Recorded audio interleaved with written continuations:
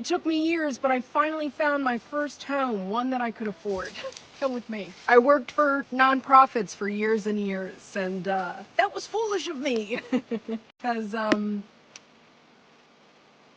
this is my house. What's really exciting, too, is we have 2-car garage. 3-car? 1-car. Cars? No cars. I think the best part about this new house is all the natural light it's going to get. Through the roof, through the windows, through the hole that is the mouth of the house, which should have a door, but it does not. This is the year I finally pay off my undergrad loan. I just turned 40. Once I have money in my pockets, this is just gonna look incredible. There's gonna be a bed in there. This is exciting. Look at these stones. You can do everything with stones. Anything with stones. That is gonna be my furniture. These stones. Well, it's been a great time having you look at this. I guess I better get inside and cook a meal. Y'all take care.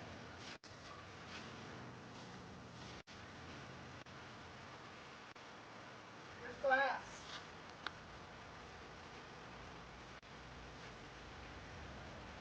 And that'll still be about $2,000 per month, plus utilities that vary depending on the season outside. And that's kind of how life is these days. Hell, actually, this is probably a better situation, probably a better position this woman's sitting in than most millennials her age. And the fact she even paid off her college loans at all, hell, that's something many of us will never even see the day of.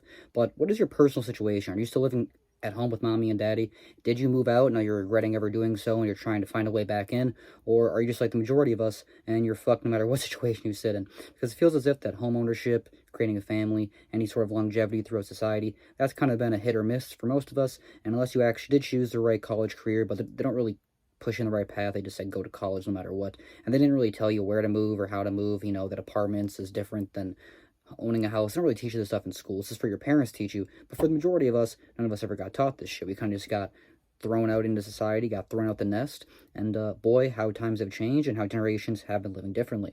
But what generation are you personally from and how have you been able to experience this? Were you some of the older past generations who were able to buy your house for only a couple $1,000s and now sell it for a couple million? Or are you kind of like us where the down payment is like $500,000 and we'll probably never even see the day where we get to wake up in a home truly feeling like we own it? And even if you do own it, make sure you pay all your bills because they'll take it away in a lick of time.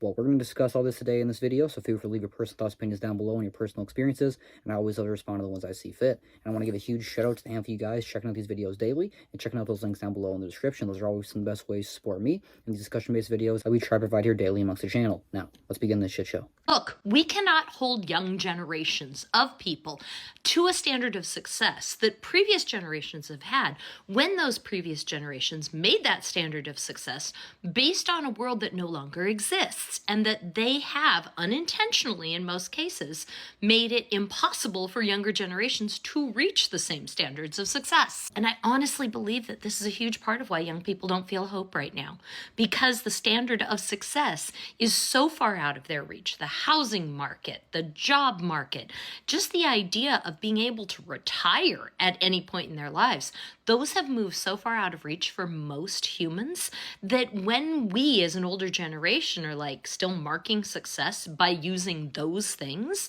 younger generations are like, well, clearly we're set up to fail. So here's a radical idea. Let's change the damn definition. Imagine if success simply meant you could support yourself without constant fear. If your job didn't cost you your mental health and maybe you actually liked it. If stability, relationships, growth mattered more than some sort of financial well-being that you cannot ever get a hold of, like owning a house? What if success was simply finding joy in the everyday things? When success is something we can't reach, hope disappears. And I think that's why we're seeing so much disengagement in society's institutions by younger generations. Why feel hope? Why be excited about going to college or schooling or getting a career or staying with a job? Those old standards of success weren't developed until like the early 20th century, and they were developed for a very specific time period. A time period that doesn't exist anymore. A time period which is defined by capitalism, at least in our country. And the idea of capitalism is that there always has to be increases. There always has to be a raising of the bar for it to survive. Each decade has to outperform the last. Each generation has to do better than the one before it. In the 1940s, that made sense. In the 2020s, that's silly. Now, isn't it crazy how every generation lives such a different life? It feels as if our past grandfathers were fighting in battles. They're hoping that our grandmommies were still back at home, not cheating on them with a Jody, and that they are going to have a nice warm loaf of bread when they come home, and that maybe their house back home won't be totally torn down by missiles. But these days, it feels as if now you're trying to battle with 10 other Jodies with a girl online that probably sells her tatas for $10 a month to people that she's probably never met, most likely her old teachers from high school. This is the actual reality that most of us live in. And it's a hard world to live in, especially as a young male, but as anybody, especially as people in these new generations. Being that if you actually want to buy a home, you better hope that you have some help from the past generations of your family. If you don't have any family, quite like I do, or well, not as much family that is financially capable of helping you or even guiding you in the right direction, you're going to be kind of screwed from the jump. So it definitely kind of makes us have some sort of resent for past generations for having such a leg up on the economical basis of this, but also makes us resent certain last names and certain families and certain even demographics for having such a different time of life than we do from different places. But do you personally feel like that just kind of the divide and conquer aspect of humans has always been in base? Has this kind of just been a mammal thing? Because I feel like even in other animal species, this is seen. The Forbes annual ranking of the world's richest people is out, welcoming the addition of 390 new billionaires since last year. Beyonce is among them. But at the very top of the list, you've got Larry Page and Sergey Brin of Google, and then Elon Musk, who is the richest rich man who ever was, a record-setting $839 billion.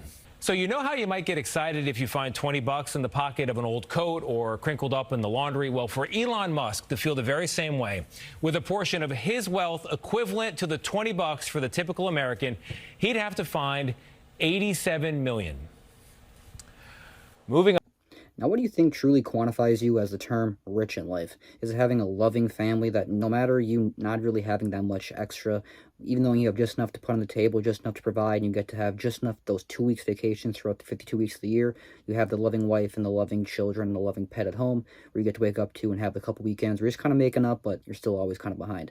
Or do you think that having enough money and not really having many people around you, having to sacrifice everything you can to actually get what everybody else desires, is that the life to live? Well, that's kind of the basis. There's really no in-between. Either there's the hustle culture, the hustle grind, the grind culture, which is kind of being broken down, I think, as time goes on, or there's the just get by as you can and never really have too much extra, which is kind of what many people end up sitting in the majority of the time. And is this bad? I don't think it's necessarily the worst case scenario. I've definitely found myself in my early 20s kind of having this grind mindset, which I think every male does. After a while, kind of realizing that you could just kind of end up overworking yourself, and that some people do make it, but if you don't make it quick enough, you end up getting kind of oversaturated in this mess. But do you personally feel like this is just kind of the overall tyrannical aspect that men are supposed to live in, or is this actually something that only is kind of brought upon us because of the comparison bias, being that we have social media to see not only male or men other peers in your area, but peers all around the world? Which generation truly had it the worst? Would you rather have to battle for your freedom and still having to watch what you say, or are you in the kind of category where you're more than happy being able to jerk off to OnlyFans models on a camcorder right in front of your face, and you get to live in mommy and daddy's basement for a couple cosmic brownies and a couple $100 a month? Definitely is a different situation depending on the scenario that we're in, and young males, the older we get, definitely the tides change. But I'd love to hear your personal thoughts and opinions from this YouTube modern day philosopher. I always love to respond to the ones I see fit. I want to give a huge shout out to the handful of you guys who check out these videos daily, and even smaller handful of you guys check out those links down below in the description. Those are always some of the best ways to support discussion based content that we try to provide here daily amongst the channel. It's kind of like all for today, and I hope to see you next one. So God bless.